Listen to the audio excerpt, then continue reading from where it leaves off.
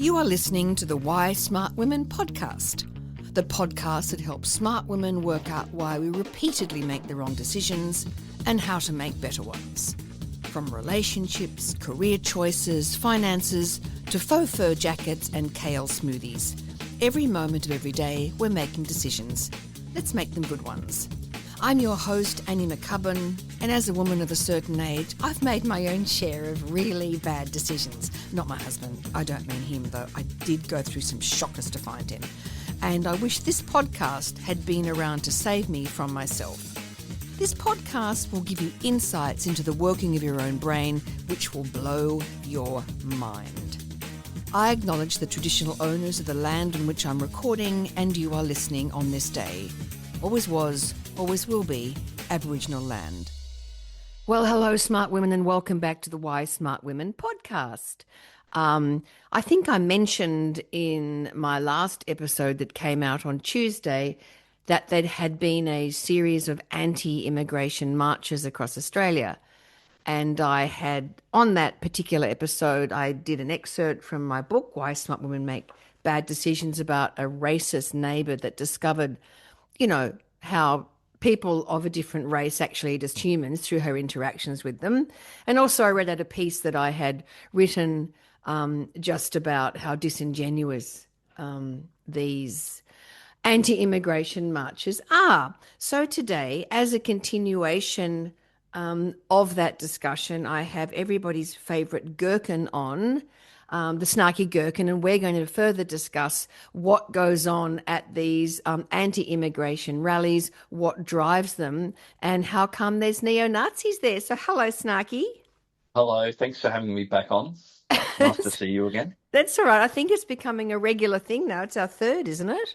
It is. It's our third now. It's good fun. Hadn't ever been on a podcast before, so haven't here you? we are. Oh, No, you'll be it's good fun. widespread, because I know now That's that right. your page is in like 10,000, isn't it? It's exploded. Yeah, it's the last sort of 2 weeks. It's absolutely exploded. So I think the content is resonating with people, and it's the community that make up it as well. Like they're just absolute legends in the comments. Yeah. Just love it. So yeah, it's been really good lately. And you're all over the world as well, aren't you? Yes, yeah. There's been a big influx. I think you may have introduced me to somewhat of an American audience. Yeah.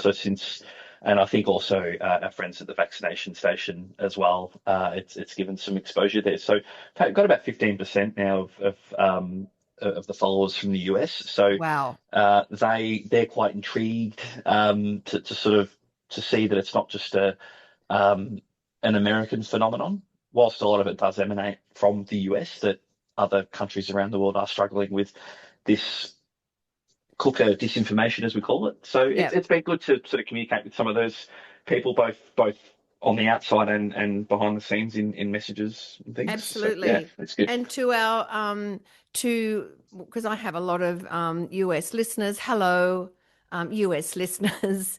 Howdy. Yes, hello from us. We really appreciate the fact that I know that you're in a fairly difficult situation at the moment with Trump and RFK and the dismantling of the CDC. So we'd like to think that we put a little bit of sanity back in your day. And also, it happens here as well. The madness, the anti-vax madness happens here as well. So we had these marches. They were in Melbourne, Sydney, Brisbane. Were they Hobart? I can't remember. Snarky. Yeah, there's about 12 people in Hobart. I saw a picture of a lone wanderer with a flag down there. But yeah, they did have a following. So yeah. Yeah. And what is it that? So it's really interesting, because I know when we had Dave on from the vaccination station, we discussed the fact that there's now the sort of the extreme right-wing white supremacist sort of movement has co-opted the anti-vaxxers. Is that would you? Well, And I that think seems to be what's happened, doesn't it? Yeah, so when we met a few weeks ago, it was suspected that they were involved, and then in the lead up to it, they were just blatantly like, yes, they were claiming to have organised it. They were there in numbers in Oh, hang Melbourne, on. so So there in this, was you're saying they claimed to have organised this anti-immigration march, which was on Sunday in Australia. That's Right. that's correct. They Mm. had claimed. Now I don't. I think they. I don't think they were the originators of the marches, but they No. were certainly pushing it hard within their own circles. And yes, and during the marches, they definitely tried to position themselves front and center. There was no real opposition to them. There was a couple of punch-ons between them and Rebel, RV at Rebel News. But at one point, Thomas Sewell, who's the head of the National Socialist Network, Okay, so for he, overseas listeners, yep, the National Socialist Network is the home base of neo-Nazis here in Australia. They're really lovely people, even that's though it's correct. And actually when, beautiful. yeah, And Thomas that's it. Sewell is their spokeswoman, Yeah. correct? That's right. And we're not just flippantly calling them Nazis because we don't agree with their ideology. Like they are actually, they call themselves Nazis. Like it's white Australia.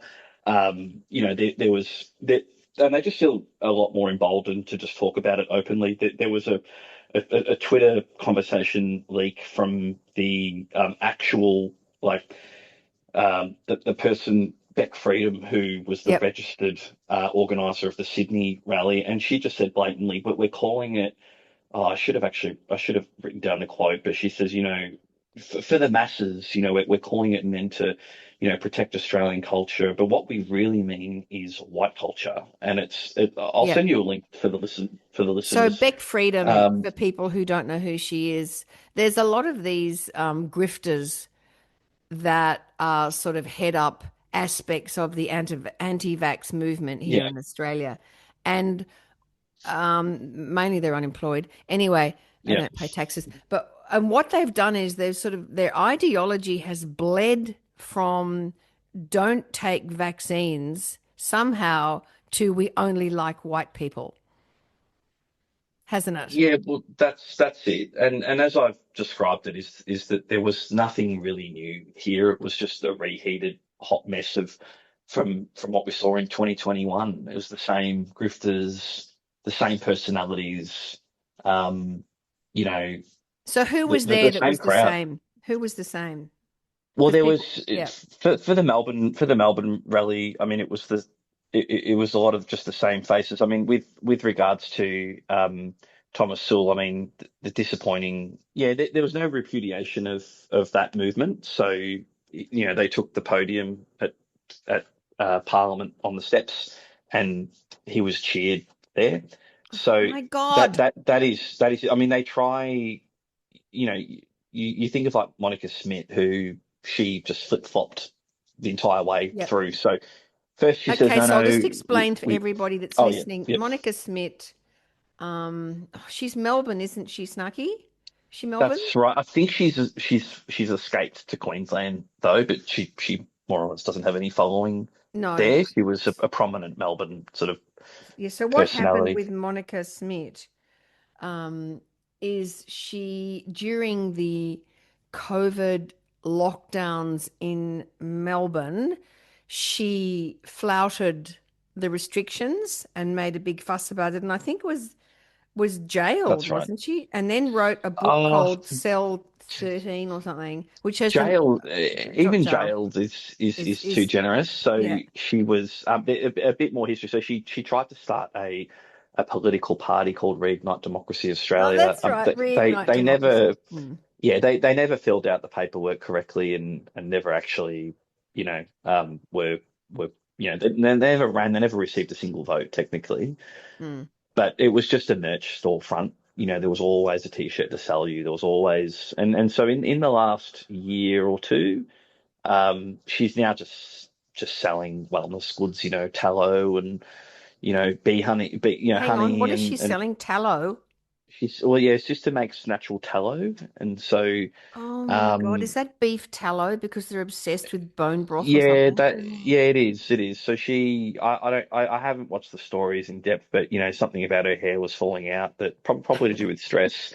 But she claims it's 5G radiation, but the Yeah, tallows helped the hair come back and all yeah, sorts. But she claims, she went into a bit of and there's people that can probably explain it far better than me, and the details are a bit vague. But So she was touting the restrictions. There was a long list of court appearances that she had or hadn't attended, and she got picked up by the police, and she wouldn't agree to the bail conditions, Yeah. and so she was in this sort of in this kind of grey area where it's like, well, if you don't agree to the bail conditions, we can't let you go. Like, and Mm. there was various bits and pieces. I think it was one of the conditions was that she was and this you take yourself back to the pandemic where she was still trying to organise rallies and have mass gatherings and things. So one of the bail conditions were that she was to stay off social media, and she just refused that. So they put her in a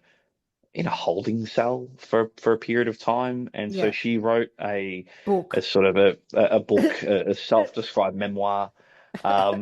Which she's As tried to all sell, right? that's it, as all great political prisoners do over the years, So There's it's not a her and great there's book. Nelson It's Mandela, right? It's very, very Yeah, similar, isn't that's it? it. That's it. Adolf Hitler also wrote Yeah. a memoir Yeah. in his time in jail. Yeah. So, I mean, it was a very poorly written. Again, we call it book. It's a It's loose just a description.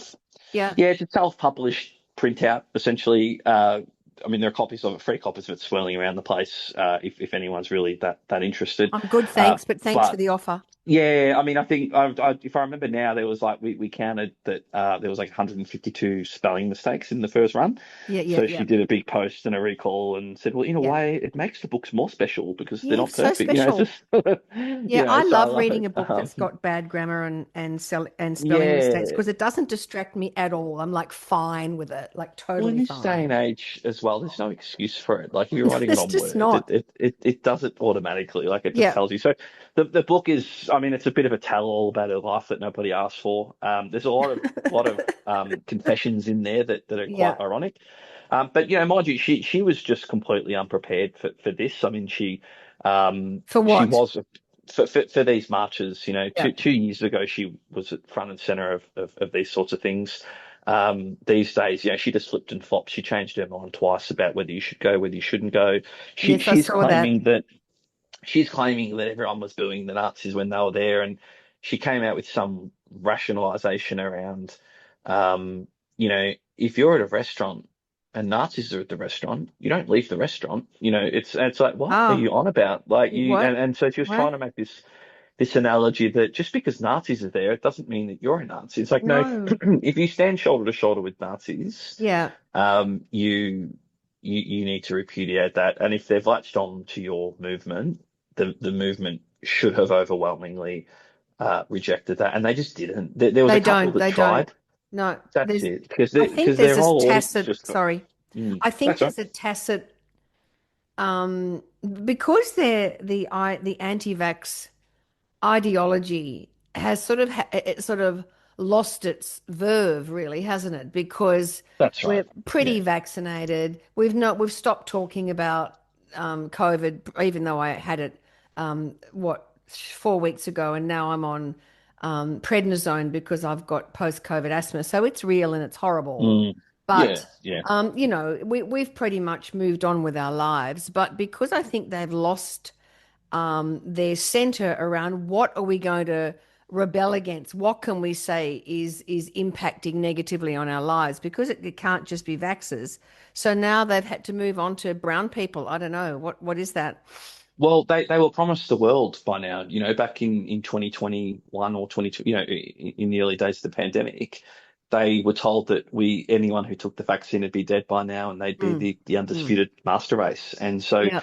Pure we've blood, all a moved pure on. blood. Did you Yeah, like that's that? it. And Yep. and there's Yep. been all these dog whistles in the movement from the get-go, like it's the pure blood, and then that's just morphed into all sorts. And as we discussed in the previous podcast, the NSN was saying that they've recruited half of their members from the quote unquote freedom movement. They don't call Hang on, themselves the MSN, anti-vax which movement. is the what? Sorry, National Socialist Network, NSN, Oh, so the Nazis the have group. recruited how much of their base from the free? So the freedom fighters were Yes. originally the anti-vaxxers, And now That's the right. the Nazis have recruited what percentage from this freedom anti-vax movement have they Well, now? they're saying half.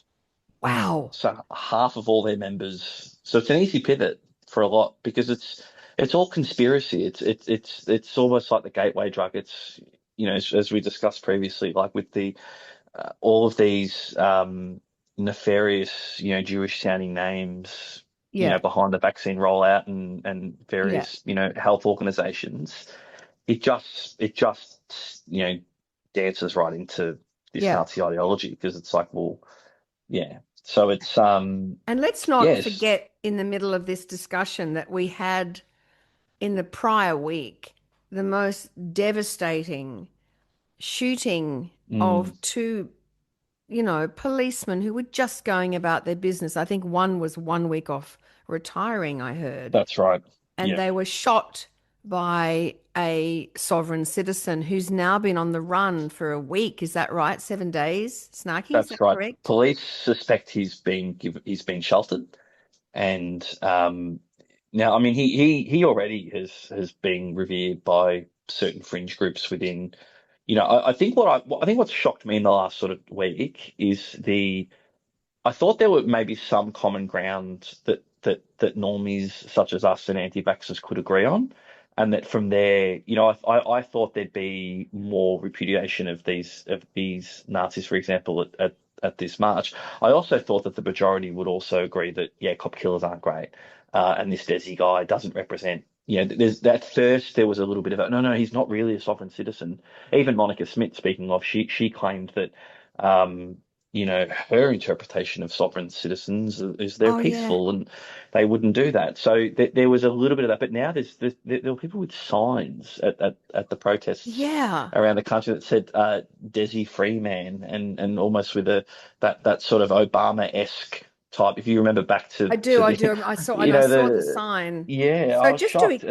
just to Yeah, explain to our overseas visitors who aren't up on our news, so this sovereign citizen, we've discussed prior that sovereign citizens believe that the government is there's just overreach and they have their own laws and it's just this pseudo law. It's just the maddest thing. Anyway, this fellow was a sovereign citizen, and two police had come on I think to arrest him on an old charge of something. Do you remember what it was, mm, Snarky? I'm not sure what the No. initial Anyway, it doesn't charge matter. was And was he's for, killed but them. yeah, He's killed them, and now he's escaped. And what has happened, to Snarky's point, is instead of people going, well, that's disgusting, we don't want to align ourselves with that. What's happened is he's now being hero worshipped. And yeah. it is sort of immediately they were like, oh, look, mainstream media calling him the sovereign Mm. citizen. He was self-described a sovereign citizen. It's not like, do you know what I Yeah, mean? that's it. It'd be. I mean, even for our American friends, it's. I mean, even when you have these tragic incidences in the US, at least you have the National Rifle Association like pretend to be shocked for a bit about it and say, hey, let's wait to see what happened. But there wasn't even that. And it'd be the equivalent. I mean, we've got Ned Kelly in Australia. Mm.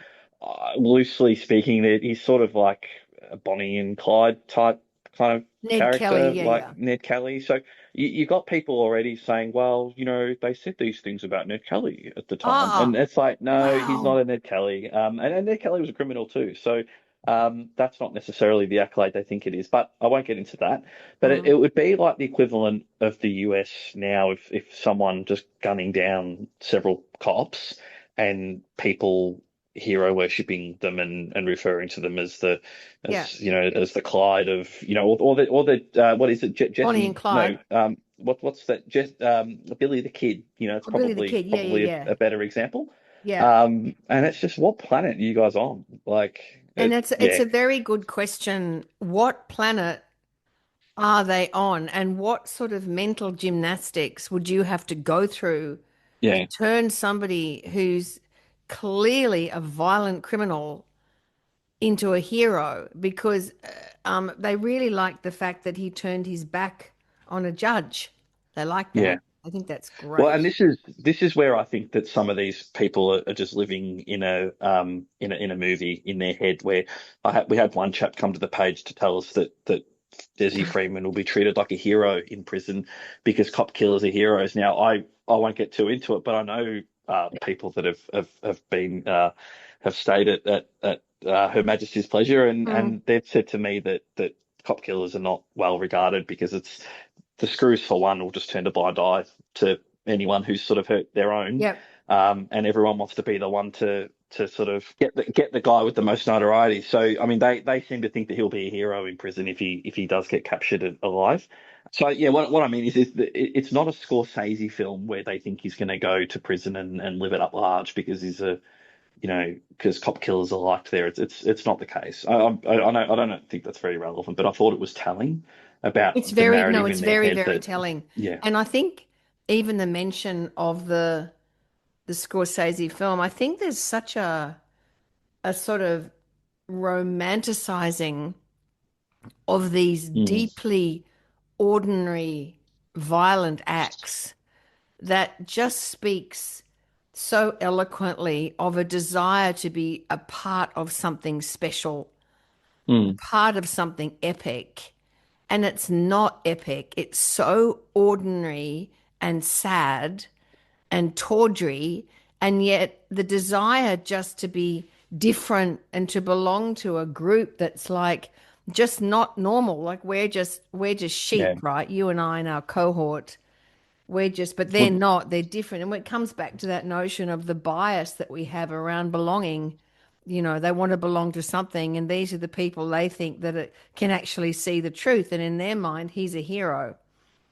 and what's strange with this bunch is that each and every one of them is convinced that they're the protagonist in the resistance. Well, what do you Yeah, mean by that? they're Explain that. so well that they all see themselves as this independent sort of lone wolf.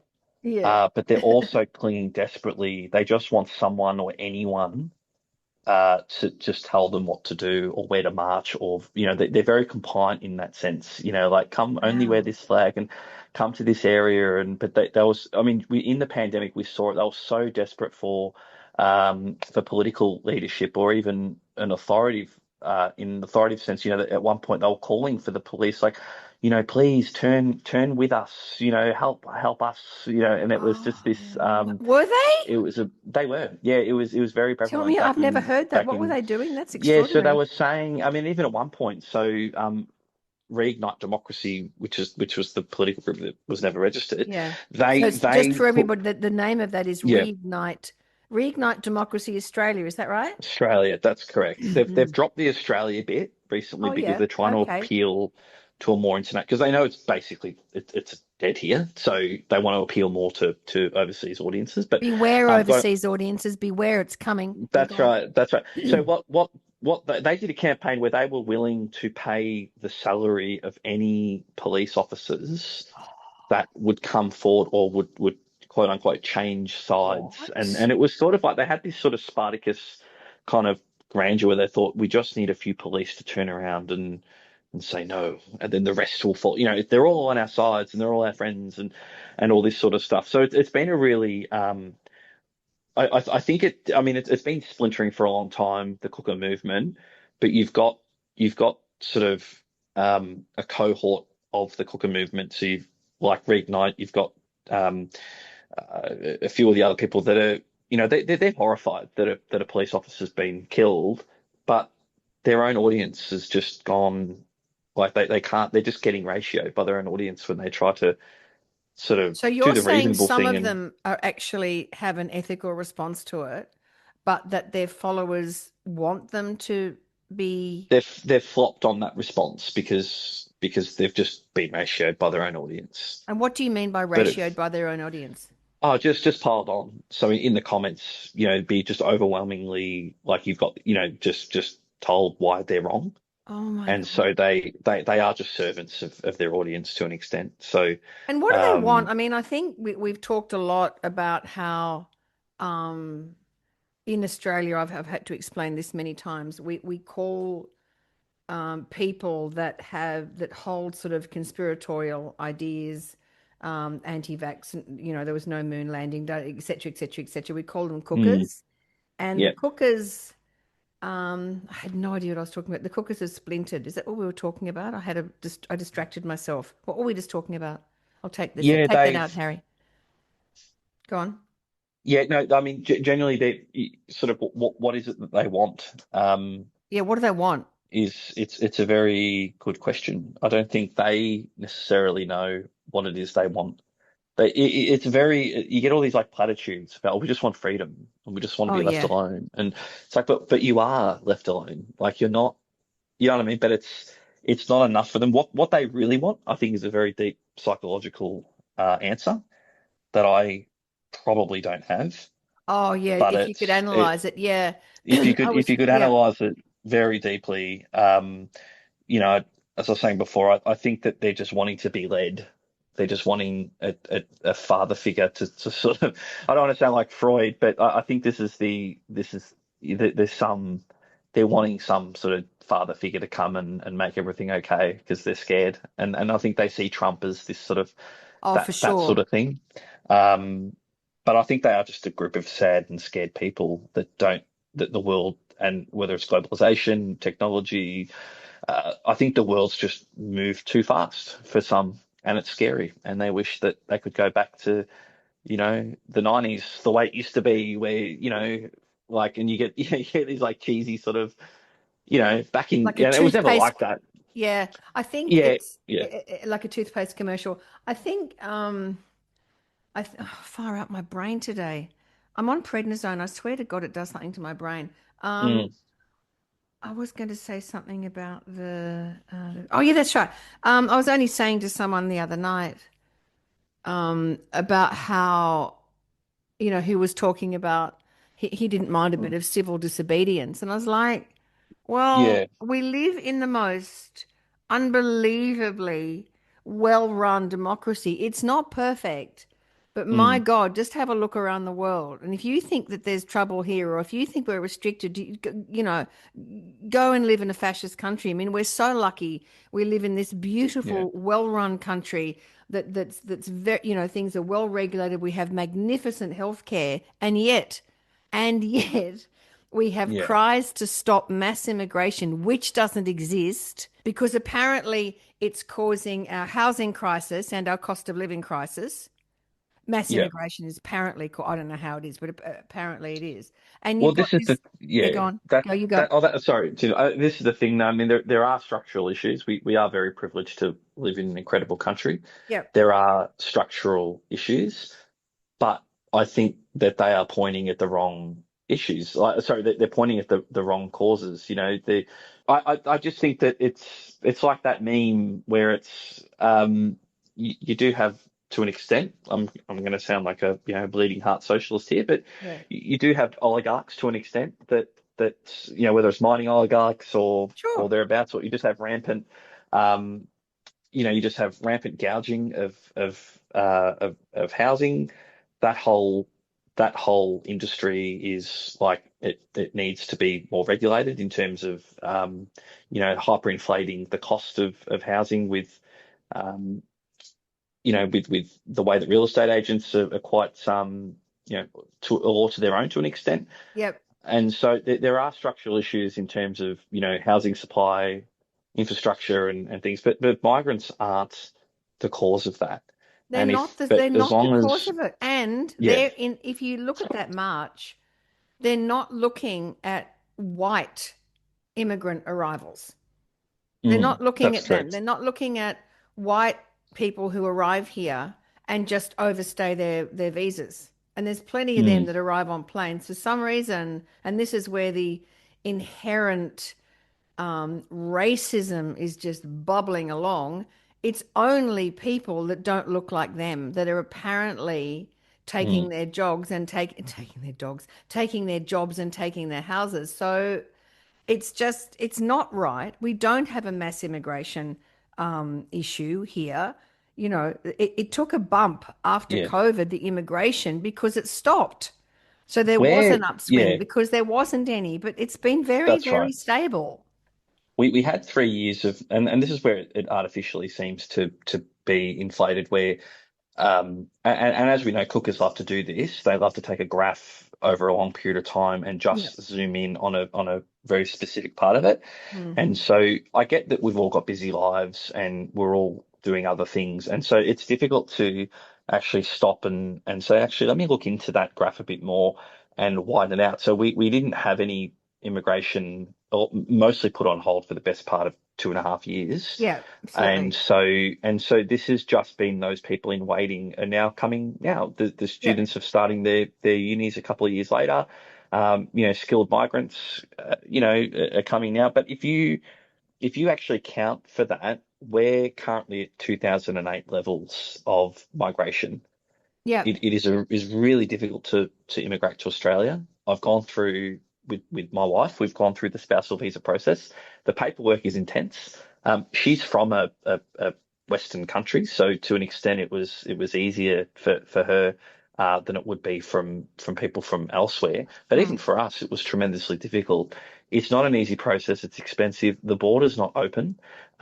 This is where, and I think our good friend Dave from the vaccination station pointed to this last week, or during our last podcast, not necessarily about this issue, but he said that they take these American sound bites and try to use them here. Now, in the US, I don't understand the complexity of the southern US border. I'm not familiar with it, but the sound bites from conservatives there is that the border's open and people can just march Yeah. across. The border is People, porous. Yeah, yeah, yeah. yeah, so people are saying that here, like we've just got an open border, and it's No, like we we don't. really don't.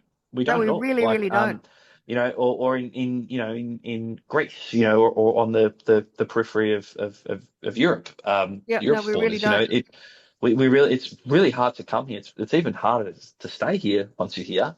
And as I pointed out last week in a meme, the government deported almost 1,600 people last year for criminal offences that were here on visas. Like, they're freaking hard. They are so Yeah. strict, like Yeah, the yeah, government yeah. here, and rightly so. There's no nonsense. So I just think And yet, when I was it's one of the respondents on my page when I wrote the piece about which of the healthcare workers that have taken care of various members of my yeah, family that were from Nepal or whatever, which ones do you mm, want to send home? And then some yeah, cooker replied, "You've got it all wrong. I'm apparently the divisive one. I want you to know that, Snarky. I am the problem." But anyway, apart from that, yeah, yeah, yeah, she was like, well, you're misrepresenting this because we want people to assimilate. And mm, there it is. There's the dog whistle. We're going to now talk about people who can't assimilate and who people who enclave. And mm, that's the catch cry, isn't it? Of let's keep it white. Because if you look, yeah, and it's also if you look at crime stats, this notion that what we don't want is criminals. This is all Trump talk, right? We don't want yeah, this criminal element from entering the country. Well, use your critical thinking skills. Look at the crime stats; they're pretty easy to come across. And how many of them are immigrants? I mean, the main mm, perpetrators of crime in the past, I don't know, 6 weeks have been white, but they don't count because they don't fit the narrative. And all we ever want is to be able to hold a coherent narrative because then we feel like we have an identity and we know who mm. we are. But it's so dangerous. And watching them bang on about we don't want mass immigration and people who can't assimilate when it's simply not what's occurring is so frustrating. That's right. I mean, I've been to places before, and again, it's Australia's not all rosy, and Of course not. there's issues, but I feel like I've been. I just a brief story from Please. going back almost 18 years now, but like when I was I was in Iraq for a period of time, and I Right, was in right. in Kurdistan, and at some point we Oh, how come? What were had you to. doing there?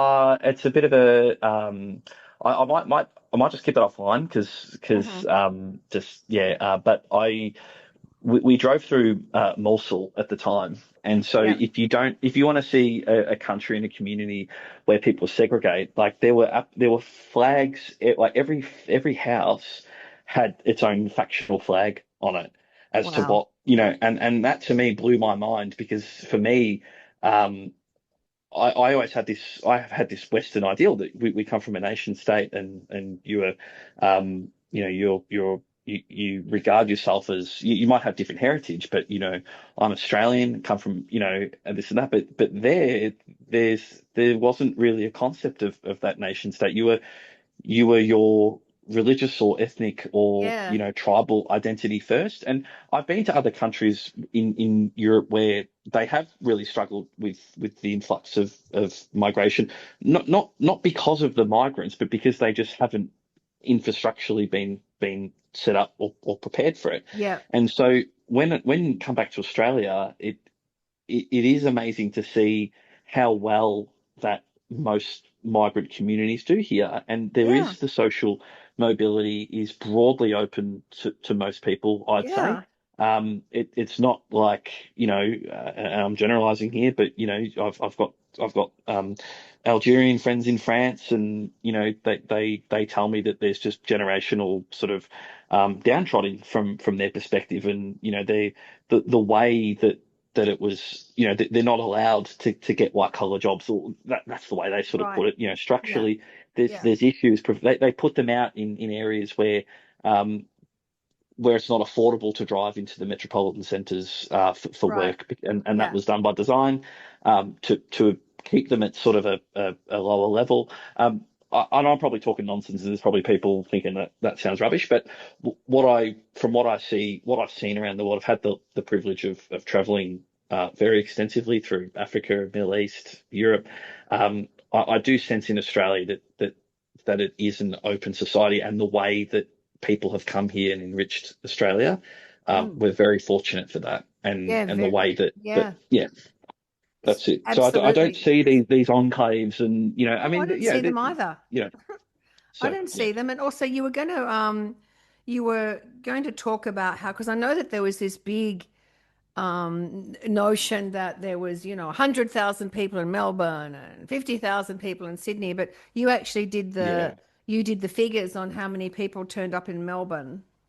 Well, yeah, they're not very happy with me, so I've just started with Melbourne just because it's where I'm geographically comfortable and I know Yeah. the boundaries, etc. But there's some aerial shots of the protesters in Melbourne. Yeah. We can maybe put a link on the Yeah. podcast, but it's pretty straightforward. I mean, they all congregate outside the outside the main train station, which Flinders Street Industry. Station, Yep. and there's this brilliant app that allows you to it's coordinated with Google Maps, and so Right. you pencil out you almost do a sort of side by side. So you take the aerial shot, you then pencil out the area where there's people congregating, and then it gives you the square footage of how big Wow. that area is. So, Wow. How you know, cool. where when yeah, it's really cool. So I've put up a screenshot on there, and there's different sort of metrics as well. So you can say whether they're sort of loosely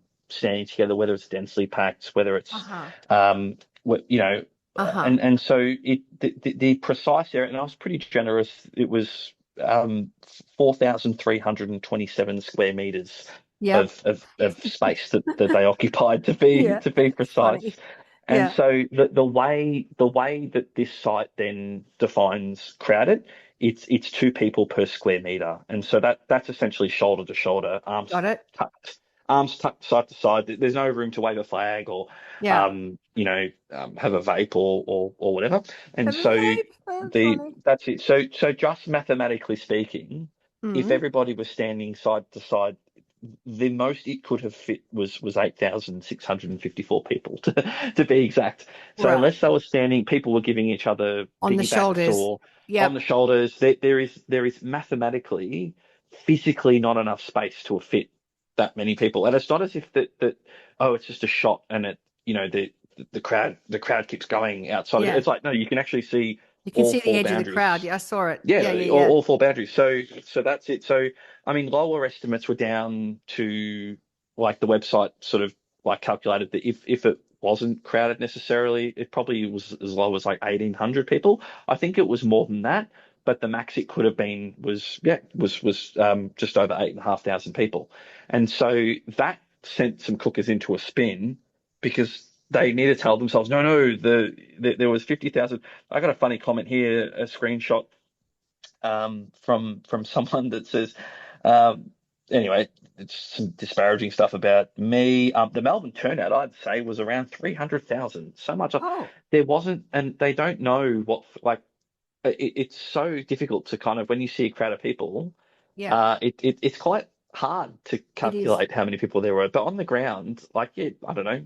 She seems to have thought it was 300,000. 300,000. Um, we all joke about cooker math, like they just can't. No, This is what's got them in this well, issue it's in the just first cooker place, is they data. There's can't no, count. Yeah, that's there's it. just no interest in That's it. actual exploration or, yeah, That's right. So for them, this was supposed to be the biggest turnout in Australian history. They had ever, eight and a half ever. thousand ever. So the Sydney one, I'm not too. I won't hang my hat on as much on the Sydney turnout as I would the Melbourne one, but multiple broadcasters are saying it's about 8,000 as well, which is sort Yeah. of on par with Melbourne. I thought Melbourne probably would have been more, to be honest, because during the pandemic, Melbourne was the sort of the epicenter of a lot of the lockdowns, and Yeah. that's where a lot of the sort of bubbling went away. But I think nationally they're saying around about 30,000 people probably rocked up.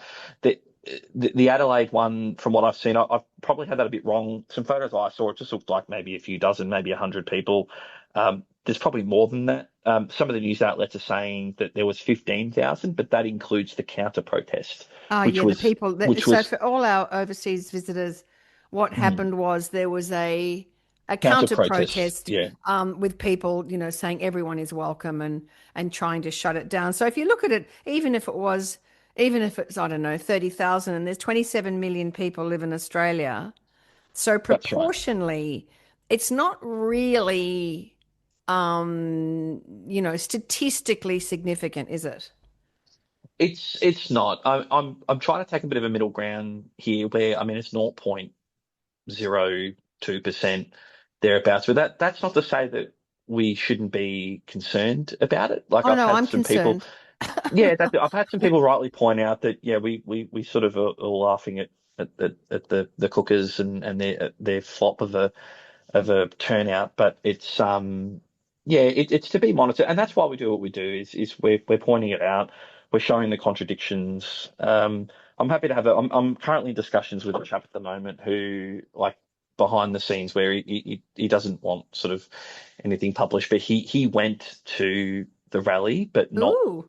not as anti-immigration, but because of a list of other genuine sort of cost of living grievances that he's Mm-hmm. got. And so I'm just trying to understand from his perspective, Mm-hmm. that, from a, because he's saying, this government's around. So, well, from a policy perspective, what has precisely impacted you? And I get that people are doing it really, really tough. Of course. And Me there too. is, he lives in a rural community and struggling to make ends meet. And I get that. But it's like, I but I sort of said, well, but blaming migrants, and he's like, well, Yeah. I'm not blaming migrants, but it's like, but you went to an anti-migrant march, mate. Yeah. Like, It's got big what do banners you, going and they've, anti-immigration. yeah, Like, yeah. whether you personally went for that reason or not, that group is using you as a number to say, hey, look at all these people that agree with us. And so I get, like, like, it's like, I get there's issues, but that in my opinion is, we live in a democracy, and that's what we do on voting day. We turn out on voting Absolutely. day and say our piece. Now it is, It's you do just feel, so lazy. It's yeah, just the yeah, laziest thinking when you live in this complex society that has so many geopolitical effects that are just, day to mm, day, and all the the stuff that bubbles on underneath that we don't can't see, all yeah. these factors, and yet we can stand there wrapped in a nylon flag, probably made in China, blaming immigrants just blows my mind. And then did you see the picture of them all having yum cha afterwards? That's right. They all went and enjoyed, some of the best multicultural food Melbourne has to offer. There was apparently the kebab shops took a hammering that night in the inner city kind of metro area, because as everyone dispersed, they went for yum cha, they went for banh mi, they went for to enjoy all the delights. And this is what I was saying, like, the other night, that imagine Australian, and I know, like, focusing on food, but I think food Oh, is an true. extension That's of significant. culture in Yeah. a lot of ways. Yeah, it's an extension of culture, and it's like, just think of Australia without all the incredible contributions from migrants, both the ones that have been here for 150 years and ones that have been here for 10 years or 1 year. Like, I, I'm very grateful. I think as a country we should be thankful, and I think most people are thankful about the people that have come here, and we all sort of work and live together. But yeah, I know it It's probably why, sounds a and bit it is cheesy. why But it is yeah. why, we do what we do, and we do try and counter these spurious, ill thought out arguments Mm, with some data and some facts and some, that's right. analytical skills. And the amount of white faces. I don't know. I saw maybe one Asian face in that crowd. It was really depressing. Yeah, that's right. I mean, it wasn't. Yeah, there was a few. There wasn't many. There wasn't a good mix. There wasn't a good representation of the population there. That's for sure. It was sort of No, no, little to no. late age white dudes, Yep. and yeah, that was pretty much it. I didn't see any other gherkins in the crowd. No There green wasn't a skins. single gherkin. And I No, feel you were that's it. underrepresented. I was underrepresented too. So Not a yeah, single that's right. gherkin. And if I were That's you, right. I'd be holding a gherkin rally, like That's right. Well, free the gherkin. that's it. Yeah, that's it. Someone did say we should have a counter pickle protest with pickle I'd come flags, to but that. we might organise that and see how many I people we would can get. definitely So dress up as a pickle. I tell you what, I did see, it was hilarious. I have to track it down. I don't know if it was from a counter protest or not, but I thought absolute legends. Someone had a dim sim flag. Yes. It's just a flag of like two fried dim sims. Love it. So good. I need to. I can't stop thinking about it. Oh, I It is want rent to see free that in my head at the flag. moment. I'll text it to you. Again, I'm just like, I don't know. I'm trying to, like, maybe overthink it. Like, oh, maybe it's a representation of, like, Chinese contribution to Australian culture or something. I don't know why Oh, it's it was so there, but I love random. it. That's just Um, so random. How funny. that's it. That's it. So Well, yeah. But anyway, Snarky Gherkin, I think that we have done quite well today. We've had a bit of a chat yep. about the this rally and what it means for us and why we Mm, do what we do. And I am very confident that things are going to occur in the next few weeks in Cookerland that are going to mean that you and I are going to have to chat again. What do you reckon? I think so. I'd be keen to chat more if you'll have me, Oh, I'll and have you. maybe I we can really get like it. some. Yeah, it's Maybe good. I get some other friends on. Definitely Dave from Vaccination Station. Yeah, He I was really great. I'd love like to hear Dave. He from was him good. more. Yeah, we want to That's hear more right. from him. Yep. Yeah, I've had some, as you know, I've had some really good American and Canadian skeptics on, and Yep. they were also awesome. So we are the community. We're doing the best we can to fight the disinformation and just to tamp down this divisive notion that there's a portion of the population that is less, because that to me just is just so awful. And I was I think I wrote in my piece that I'd spent the day in a medical office with this Mm, fantastic surgeon he was Indian, and he rang me that night and gave me some information, and he was like awesome. And I thought, and you're going to turn on the television and see these idiots, roaming around with yeah. flags and their sunglasses on the back of their head. What is that sunglasses on the back of the head thing? What is that? I don't know. I think that, yeah, I don't know. I've got theories What is your about their theory? I court. want it. I want the theory. What is it? Uh, Is it like a I, fly, like another set of eyes? I don't know. I think, I don't know if they're trying to protect their cortex or something from critical thoughts, or I don't know. I don't get the sunglasses on the back of the head sort of I don't thing. get it. But it's It's yeah. prevalent, attached generally by a lurid sort of one of those um, hot yellow or hot green lurid nylon sort of attachments, aren't they? Sort of Mm, strings at the front. Yeah, that's not a good that's look. right. That's right. Yeah, it's not great, but Yeah. And so I think, At least they make themselves easy to spot, though. So yeah, they do. that's yeah. So I think next time what we'll do is we'll take on the sunglasses on the back of the head prevalence and see if I'll we do some can. homework. It's homework. That is your assignment, and I have set that for Yeah. you. And thank you so much for coming on, Snarky. It is always a Thank pleasure you. to talk to you. My absolute pleasure.